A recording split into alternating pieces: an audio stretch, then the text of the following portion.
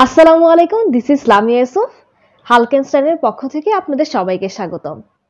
তো আজকে আমরা প্রিপোজিশন নিয়ে শিখব। আমি প্রিপোজিশনের পুরো একটা সিরিজ বানাবো যেখানে প্রিপোজিশন নিয়ে বিস্তারিত বর্ণনা থাকবে। সো আজকের ভিডিওতে আমি ডাই নিয়ে যত প্রিপোজিশন লেখা যায় সবগুলা আপনাদেরকে জানাবো। ডাই দিয়ে অনেক প্রিপোজিশন হয়ে থাকে যেগুলো আমি অলরেডি লিখে রেখেছি, যেমন ডাই আউট। হ্যাঁ, ডাই আউট মানে বিলুপ্ত বা অদৃশ্য বোঝালে। ডাই ডাউন, কোনো কিছুর তীব্রতা যখন কমে যায় তখন আমরা ডাই ডাউন ইউজ করি। ডাই অফ, কোনো রোগে যখন মারা যায় তখন আমরা ডাই অফ ইউজ করি।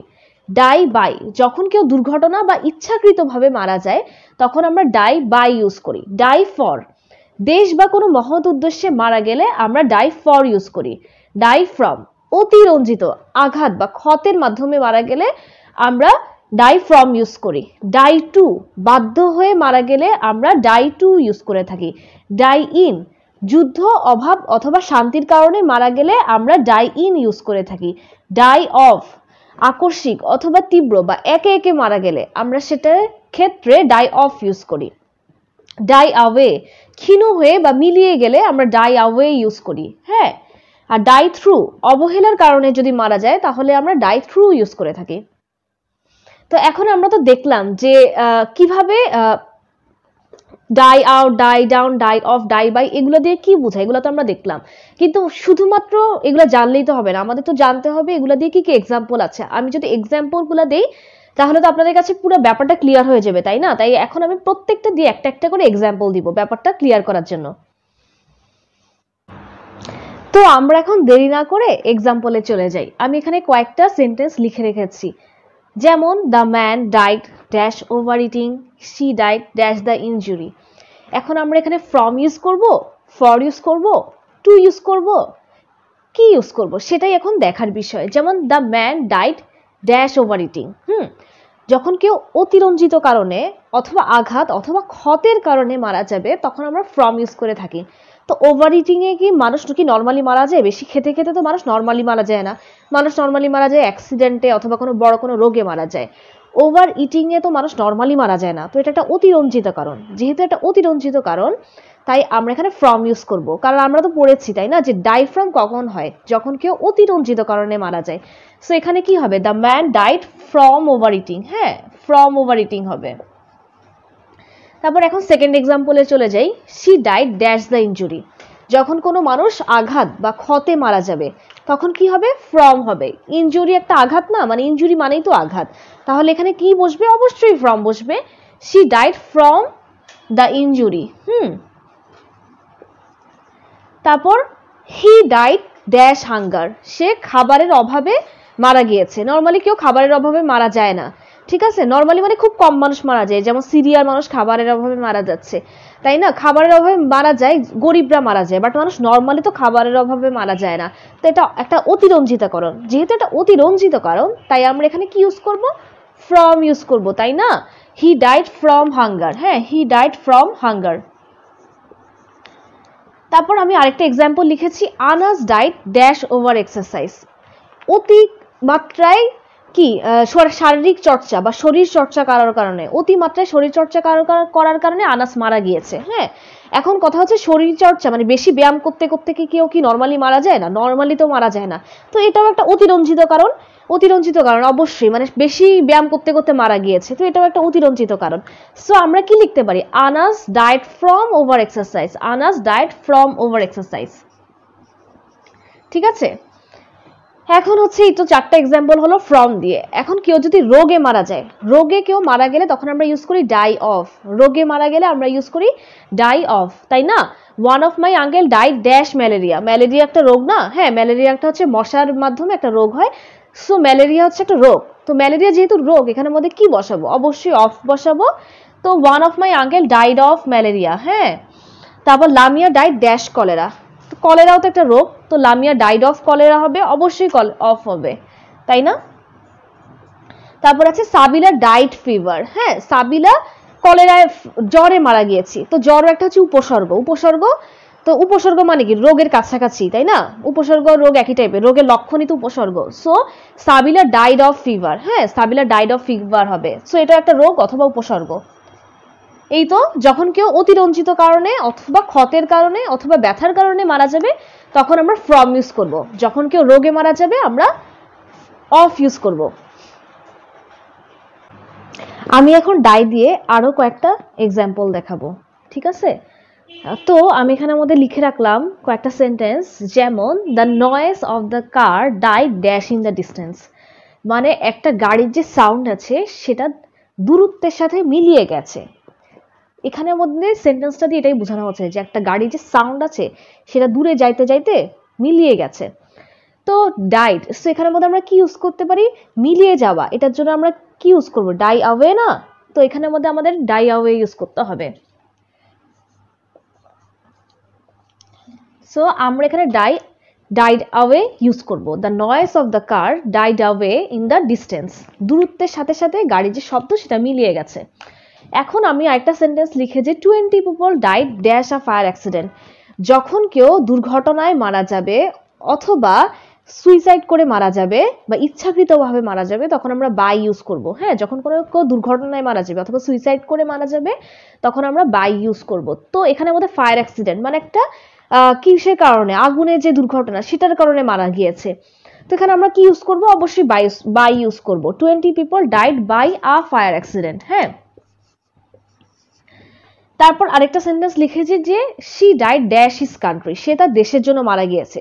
যখন কেউ তার জীবন উৎসর্গ করে অথবা আত্ম উৎসর্গ করে মারা যায় তখন আমরা ফর ইউজ করি। মানে কেউ যদি ভালো কাজে মারা যায় অথবা ভালো কাজের জন্য তার জীবন উৎসর্গ করে মারা যায় তখন আমরা ফর ইউজ করি। সে তার দেশের জন্য মারা গিয়েছে, তো দেশের জন্য মারা গিয়েছে মানে কি ভালো কাজে মারা গিয়েছে। তো আমরা এখানে কি লিখবো? Died for, she died for his country, she died for his country, সে তার দেশের জন্য মারা গিয়েছে। তো many freedom fighters died dash the liberation of the country, অনেক মুক্তিযোদ্ধা দেশের স্বাধীনতার জন্য মারা গিয়েছে। তো দেশের স্বাধীনতার জন্য যখন কেউ মারা যায় তো সেটা একটা ভালো কাজে নিজের জীবন উৎসর্গ করে না? অবশ্যই। তাহলে আমরা এখানে কি ইউজ করব? ডাইড ফর ইউজ করব। Many freedom fighters died for the liberation of the country, many freedom fighters died for the liberation of the country. হ্যাঁ, many freedom fighters died for the liberation of the country. তারপর আরেকটা sentence, he died dash suicide, সে সুইসাইডের কারণে মারা গিয়েছে। Suicide মানে কি নিজের ইচ্ছায়, কি এটা তো খারাপ ভাবে মারা যাওয়া, তাই না? দুর্ঘটনায় মারা গেলে অথবা নিজের জীবন যদি কেউ নিজে শেষ করে ফেলে, সুইসাইডে মারা যায়, তখন আমরা বাই ইউজ করব। He died by suicide. হ্যাঁ, হি ডাইড বাই সুইসাইড, সে সুইসাইড করে মানে কি আত্মহত্যা করে মারা গিয়েছে। আরেকটা এক্সাম্পল হলো শি ডাইড ড্যাশ অ্যাক্সিডেন্ট, সে দুর্ঘটনায় মারা গিয়েছে। তো দুর্ঘটনা থাকলে আমরা বাই ইউজ করব। তো শি ডাইড বাই অ্যাক্সিডেন্ট। তো আমি কি কি লিখলাম আরেকবার বলি, যখন কোনো কিছু মিলিয়ে যায়, হ্যাঁ, যখন কোনো কিছু মিলিয়ে যায় তখন ডাইড অ্যাওয়ে, এই জন্য the noise of the car died away in the distance. তারপর কেউ যদি দুর্ঘটনায় মারা যায় বা সুইসাইড করে মারা যায় তাহলে বাই হয়, এজন্য 20 people died by a fire accident. কেউ যদি দেশের জন্য বা ভালো কাজে নিজের জীবন উৎসর্গ করে মারা যায় তখন ফর হয়, এই জন্য she died for his country, many freedom fighters died for the liberation of the country. আবার কি দুর্ঘটনায় অথবা সুইসাইড করে মারা গেলে বাই হয়, তাই না? এই জন্য he died by suicide, she died by accident. So এগুলো হলো ডাইড, অ্যাওয়ে, বাই, ফর এগুলোর ব্যবহার। এখন আমরা আরো কয়েকটা এক্সাম্পল দেখব ডাই নিয়ে। যেমন হি ডাইড ড্যাশ পয়জন, সে বিষের কারণে মারা গিয়েছে। তো বিষের কারণে মারা যাওয়া মানে কি দুর্ঘটনায় মারা যাওয়া, বিষের কারণে মারা যাওয়া হলো দুর্ঘটনায় মারা যাওয়া। তো দুর্ঘটনায় যদি কেউ মারা যায় তাহলে আমরা কি ইউজ করব? বাই ইউজ করব, তাই না? He died dash poison, he died by poison, সে বিষ খেয়ে বা বিষের কারণে মারা গিয়েছে। তারপর হলো হি ডাইড ড্যাশ পভার্টি, সে দারিদ্রতায় মারা গিয়েছে। যখন কেউ অভাবের কারণে, শান্তির কারণে, যুদ্ধের কারণে মারা যাবে তখন আমরা কি ইউজ করব? আমরা ইউজ করব হচ্ছে ইন। যখন কেউ অভাবের কারণে, যুদ্ধের কারণে, শান্তির কারণে মারা যাবে তখন আমরা ইউজ করব ইন। হ্যাঁ, তাহলে এখানের মধ্যে কি হবে? হি ডাইড ইন পভার্টি, সে দারিদ্রতার কারণে মারা গিয়েছে, হি ডাইড ইন পভার্টি। তারপর আরেকটা সেন্টেন্স হলো হি ডাইড ড্যাশ ওয়ার, সে যুদ্ধের কারণে মারা গিয়েছে। তো যুদ্ধের কারণে মারা গেলেও তো ইন হয়, তাই না? হি ডাইড ইন ওয়ার, সে যুদ্ধের কারণে মারা গিয়েছে। তারপর হলো হি ডাইড ড্যাশ পিস, সে শান্তির কারণে মারা গিয়েছে। তো এখানে ডাইড ইন হবে কারণ যুদ্ধ, অভাব, শান্তির কারণে মারা গেলে ইন হয়, সো এখানে হবে হি ডাইড ইন পিস। তারপর যখন কোনো কিছু অপ্রচলিত হয়ে যায় অথবা শক্তি হারিয়ে যায় তখন আমরা ইউজ করব ডাই ডাউন। যখন কোনো কিছু অপ্রচলিত হয়ে যায় অথবা শক্তি হারিয়ে যায় তখন আমরা ইউজ করব ডাই ডাউন। যেমন the tradition has died dash, মানে বোঝানো হচ্ছে যে এখানের মধ্যে একটা ট্রেডিশন ছিল যেটা এখন কি হয়েছে, সময়ের সাথে সাথে অপ্রচলিত হয়ে যাচ্ছে। এই সেন্টেন্সটা দিয়ে তাই বোঝানো হচ্ছে। তো এইরকম মিনিং বোঝালে আমরা ইউজ করব ডাই ডাউন। সো এখানে হবে the tradition has died down. হ্যাঁ, the tradition has died down মানে সময়ের সাথে সাথে এই ট্রেডিশন যেটা আছে সেটা অপ্রচলিত হয়ে যাচ্ছে। যখন কোনো কিছু শক্তি হারায় অথবা অপ্রচলিত হয় তখন ডাউন হয়, হ্যাঁ, ডাই ডাউন হয়। সো এখানের মধ্যে একটা সেন্টেন্স আছে যে the winds die down, the winds died dash, মানে বোঝাতে চাচ্ছে যে যে বাতাস আছে সেটা শক্তি হারিয়ে যাচ্ছে, বাতাসটা কমে যাচ্ছে, এইরকম বোঝাতে চাচ্ছে। তাহলে আমরা কি ইউজ করব, ডাউন ইউজ করব। তাহলে আমরা ইউজ করব হচ্ছে দ্য উইন্ডস ডাইড ডাউন। হ্যাঁ, তারপর dash, the he died dash negligence, সে অবহেলার কারণে মারা গিয়েছে। অবহেলার কারণে কেউ যদি মারা যায় তখন আমরা থ্রু ইউজ করব। অবহেলার কারণে মারা গেলে ডাই থ্রু ইউজ করব, মানে তাকে অবহেলা করা হয়েছে এই জন্য সে মারা গিয়েছে। তো এখানে হবে he died through negligence, he died through negligence. So আমি কি বললাম আরেকবার বলি, যখন কেউ দুর্ঘটনায় মারা যায় তখন বাই হয়, এই জন্য আমি এখানে ইউজ করেছি হি ডাইড বাই পয়জন। যখন কেউ শান্তি, যুদ্ধ অথবা দারিদ্রতার কারণে মারা যায় তখন আমরা ইন ইউজ করি, এই জন্য আমরা লিখেছি he died in poverty, he died in war, he died in peace. যখন কোনো কিছু অপ্রচলিত হয়ে যায় অথবা শক্তি হারায় তখন আমরা ইউজ করি ডাই ডাউন, এই জন্য এখানে লিখেছি the tradition has died down, the winds died down. যখন কেউ অবহেলায় মারা যায় তখন হয় থ্রু, এই জন্য এখানে লিখেছি হি ডাইড থ্রু নেগলিজেন্স। এখন আমরা আরো 3টা এক্সাম্পল পড়বো ডাই দিয়ে। যখন কোনো কিছু বিলুপ্ত হয়ে যায় বা অদৃশ্য হয়ে যায় তখন আমরা ইউজ করি ডাই আউট। যেমন morality is dyeing dash gradually, morality is dyeing dash gradually মানে ধীরে ধীরে মানবতা হারিয়ে যাচ্ছে। হারিয়ে যাওয়া অথবা বিলুপ্ত হয়ে যাওয়া, অদৃশ্য হয়ে যাওয়া আমরা ইউজ করি out. Morality is dyeing out gradually, ধীরে ধীরে মানবতা হারিয়ে যাচ্ছে, এই জন্য আমরা ইউজ করেছি ডাইং আউট, তাই না? এখন হলো যখন কোনো কিছু আকস্মিকভাবে হঠাৎ করে অথবা একে একে মারা যায় তখন আমরা ইউজ করি off, O double F off. হ্যাঁ, rabbits were dying dash in that country মানে একে একে আকস্মিকভাবে হঠাৎ করে একটা দেশে খরগোশ মারা যাচ্ছিল, তো আমরা লিখতে পারি rabbits were dying off in that country, rabbits were dying off in that country. তারপর আরেকটা এক্সাম্পল হলো the controversy is unlikely to die. যখন কোনো কিছু নিয়ে অনেক ধরনের মতামত থাকে, যখন কোনো ব্যাপার নিয়ে অনেক ধরনের মতামত থাকে তখন সেটাকে দিয়ে কন্ট্রোভার্সি বুঝায়। তো the controversy is unlikely to die dash, the controversy is unlikely to die dash. হ্যাঁ, মানে সময়ের সাথে সাথে কি মানে ওই কন্ট্রোভার্সিটা কি মিলিয়ে যাচ্ছে, এইরকম অর্থে বোঝানো হচ্ছে, মানে এখন ওই জিনিসটা নিয়ে আর কোনো কথাবার্তা হচ্ছে না, মিটমাট হয়ে গেছে, এরকম বোঝাতে চাচ্ছে। সো এখানের মধ্যে আমরা লিখতে পারি ডাউন, যখন কোনো কিছু মিলিয়ে যায় বা ক্ষীণ হয়ে যায় তখন আমরা লিখতে পারি down, the controversy is unlikely to die down.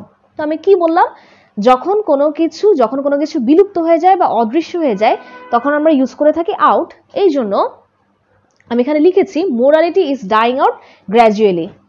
তারপর হলো যখন কোনো কিছু আকস্মিকভাবে হঠাৎভাবে বা একে একে মারা যায় তখন হয় die off, O double F off, তাই না? এই জন্য আমি এখানে লিখেছি rabbits were dying off in that country. একটা দেশে, সেই দেশে যে খরগোশ আছে একটার পর একটা মারা যাচ্ছে। তারপর যখন কোনো কিছু ক্ষীণ হয়ে বা যায় বা মিলিয়ে যায় তখন আমরা ইউজ করতে পারি ডাই ডাউন, এই জন্য আমি লিখেছি the controversy is unlikely to die down. তো আজকে হচ্ছে এই পর্যন্তই, আমি ডাই নিয়ে সব প্রিপোজিশন বললাম এবং সেই প্রিপোজিশন অ্যাপ্রোপ্রিয়েট প্রিপোজিশন বললাম এবং সেগুলো দিয়ে কি কি এক্সাম্পল দেওয়া যায় সেটাও আমি খুব ডিটেলসে বোঝানোর ট্রাই করলাম। আশা করি আজকের ভিডিওটা আপনাদের কাছে ভালো লেগেছে আর ইনফরমেটিভ মনে হয়েছে। আপনারা সবাই আমাদের সাথে থাকবেন, হালকেনস্টাইনের সব ভিডিও দেখবেন, আমার সব ভিডিও দেখবেন, সুস্থ থাকবেন আর কোনো ভিডিও মিস করবেন না। আল্লাহ হাফেজ সবাইকে।